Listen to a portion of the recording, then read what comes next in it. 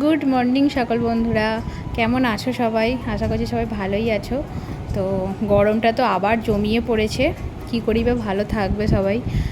এত বিশাল গরম রেখেছে দুদিন, মানে শীতকাল পড়ার সময় আবার ঘুরে টুরে গরম পড়ছে। তো যাই হোক, গরমের সকালবেলা নতুন একটি ব্লগ নিয়ে তোমাদের কাছে এলাম। শেষ পর্যন্ত অবশ্যই দেখবে, ভালো লাগলে একটা লাইক করে দেবে। আর দেখো, সকালবেলা উঠেই আমি আজকে উঠেছি তখন 6:30 বাজে। তো আমি উঠে এখানে নিচেতে জল ভরছি, আর শুনতে পাচ্ছি উপরে ওখানে বাবুও উঠে পড়েছে। তো এক্ষুনি নামবে ওরা দুজনে, দু বাপ বেটায়। তো ততক্ষণ আমি জলটা ভরে নিই আগে। আর সকাল সকাল উঠেছি, আশা করছি কাজগুলো সকাল সকাল আজকে হয়ে যাবে। তো দেখো, জলখাবার তৈরি হয়ে গেছে। এখানে আলু করেছি আর রুটি করেছি, ওর বাবা রুটি খেয়ে যাবে, তো তাই জন্যই। তো মাঝখানে অনেকটা সময় চাফা খেয়েছি আর করেছি, সেগুলো তোমাদের সাথে শেয়ার করা হয়নি। আর তো চলো, ওকে খেতে দিয়ে বাবুকেও খাওয়ালাম, হচ্ছে ছাতু গুলে খাওয়ালাম। এখনও পুরোপুরি ওর মুখটা ভালো হয়নি, মানে মুড়ি খেতে পারবে কি না পারবে। মুড়ি বলতে ওকে সকালের দিকে রুটি করলে রুটিই দিই, কিন্তু খেতে পারবে কি না পারবে তাই জন্য আজকে আর দিলাম না, ছাতুটাই খাওয়ালাম।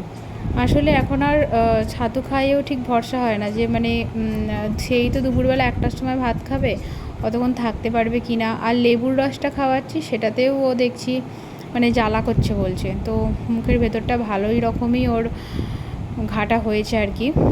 দেখলাম একটু একটু মানে ভালো হয়েছে। তো যাই হোক, এখনও তো ডাক্তার তো 7 দিনের ওষুধ দিয়েছে, তো 7 দিনের আগে আশা করি ভালো হয়ে যাবে। তো দেখতেই পাচ্ছ খাটের তলা থেকে কত পরিমাণে নোংরা বার করলাম। আসলে কালকে না ওই খাটের তলার ওদিকটা ঝেড়েছিলাম, তো ঝেড়ে আর খাটের তলার এই ঝুলগুলো বার করা হয়নি। বাবু উপরে ছিল, তো ওর খেলছিল খাটে বসে, তো তাই জন্যই আর ধুলো ফুলোগুলো বেশি আমি ঝাড়িনি। তো বৃহস্পতিবার যেহেতু আজ, তো ভাবলাম ঘরটা একটু মুছে নিই আজকে। এই দুদিন আগেই ঘর মুছেছিলাম, তো বৃহস্পতিবারও তাও একটু মোছার চেষ্টা করি। তো চলো, ঘর পর মোছা হয়ে গেছে। টুকলে পড়া বলবে আমব্রেলা মানে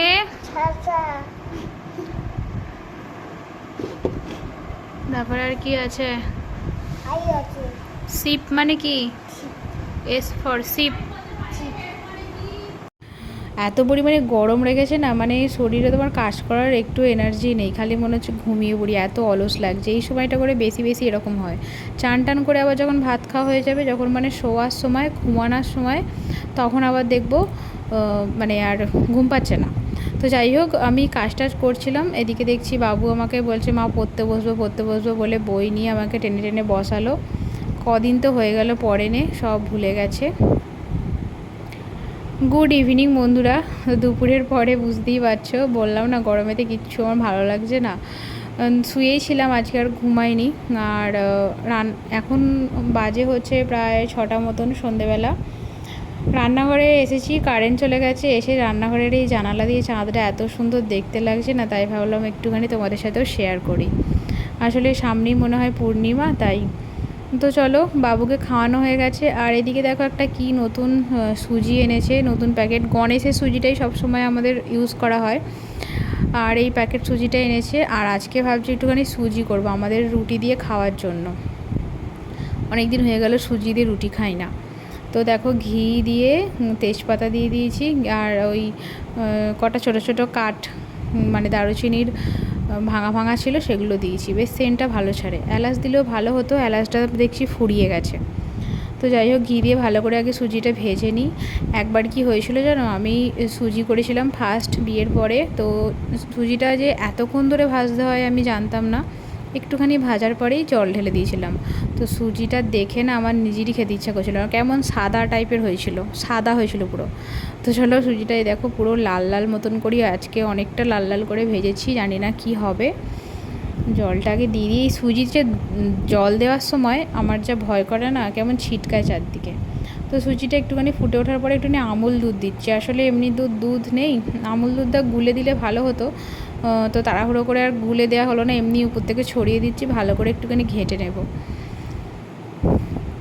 এই দেখো, দুধটা দেওয়া হয়ে গেছে, একটুখানি ভালো করে ঘেঁটে নিই। আর ওদিকে আজকে বাবুকেও সুজিটাই খাইয়েছি। আর ওকে সুজি খাওয়াতে আমারও ইচ্ছা করে না, আর ও খেতে চায় না, সেই তো ছোটো থেকে খেয়ে যাচ্ছে। আর এমনি যে আদার্স কিছু দেবো তো বুঝতেই পারছো, মুখের জন্য আমি আজকে ভাবছিলাম একটু আলাদা রকমভাবে ওকে টিফিন করে দেবো সন্ধেবেলা, কিন্তু যদি না খায় সেই শুধু শুধু করেই আমার বেকার হবে। তো তার থেকে যাক 2 দিন পরে শরীরটা ঠিক হোক, তারপরে ওকে করে খাওয়াবো নতুন কিছু জিনিস। আর হ্যাঁ, একটা সুখবর হচ্ছে, আমাদের গরুর বাচ্চা হয়েছে, তার জন্যই এত দুধ এত ছানা দেখতে পাচ্ছ। তো দুধটা এই প্রথম কদিনের দুধটা তো ছানাই হয়, খাওয়া হয় না এমনি। তো অনেক অনেক করে দুধ হচ্ছে, মা দিয়েও দিয়েছে সবাইকে অনেক। তো বললাম আজকের দুধটা সকাল থেকে যা দুধ হবে সেইটা রেখে দিয়ে ছানা কাটাবেন, আমি পনির করব। মানে ছানাটা আমার ঠিক অতটা খেতে ইচ্ছা করে না, কিন্তু পনিরটা করলে সবাই খাবে। তো চলো, দেখতেই পাচ্ছ অনেকটাই বেশ ছানাটা হয়েছে। এখনও গরম গরম পুরো ছানাটা ছেঁকে নিয়ে ভালো করে, সাদা কাপড়ে দিয়েছি ছাঁকতে, ছেঁকে নিয়ে ভালো করে চাপ দিয়ে করার চেষ্টা করব, জানি না কতটা হবে। একদিন মিষ্টির দোকানে দেখছিলাম এরকম মানে বড় কাপড়ে তোমার পনির ছানাটাকে ভালো করে চেপে চেপে রেখে ওই রসগোল্লা তৈরি করবে বলে। তো আমি তো আর রসগোল্লা করব না, যা করে একটুখানি পনিরটা সেট হলেই হবে। তো চলো এটা ভালো করে ছেঁকে নিই আগে, অনেকটাই আছে। তো এই দেখো ছেঁকে পুরো ভালো করে নিকড়ে নিয়েছি জলটা, আর এরপরে এই বাটখারা চাপাবো। তো এই যে আর একটু ভারী মতন বাটখারা হলে হতো, কিন্তু এটাই শুধু আছে, দেখা যাক কি হয়। এর উপরে একটা কিছু আরও একটু ভারী দেখে দিতে হবে।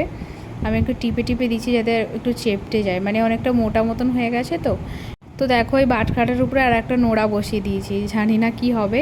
তো তোমাদেরকে আমি পরে দেখাচ্ছি, এটা কিছুক্ষণ থাকুক এটা, তারপরে তোমাদেরকে দেখাচ্ছি হয়েছে কি না। তো এই দেখো সেই সুজিটা তখন করেছিলাম না, পুরো সেট হয়ে গেছে। আমার এরকমভাবে সুজি কাটতে দারুণ লাগে, এই বরফি বরফি করে সুজিটা কাটতে।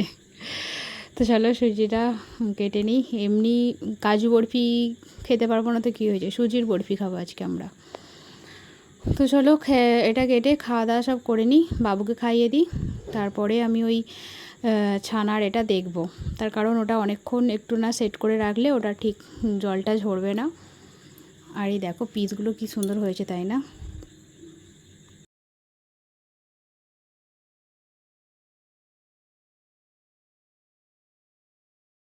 এই দেখো যেটা আমি সব কিছু চাপাচুপি দিয়ে ভালো করে রেখেছিলাম।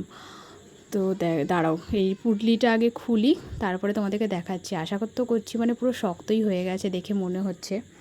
এই দেখো পুটলিটা খুলে দেখো, পুরো মানে শক্ত হয়ে গেছে। ফ্রিজে না রাখলেও হবে, এক্ষুনি মানে কেটে রান্না করলেই হবে, কিন্তু তাও আমি ফ্রিজে রেখে দেবো, যেহেতু আজকে আর রান্না হবে না। ফ্রিজে রেখে দিয়ে আরও একটু সেট হয়ে যাবে। তো চলো, অনেক রাত হয়েছে, প্রায় 11টা বেজে গেছে, এবার শুতে যাই। আর আজকের ব্লগটাও আমি এখানে শেষ করছি।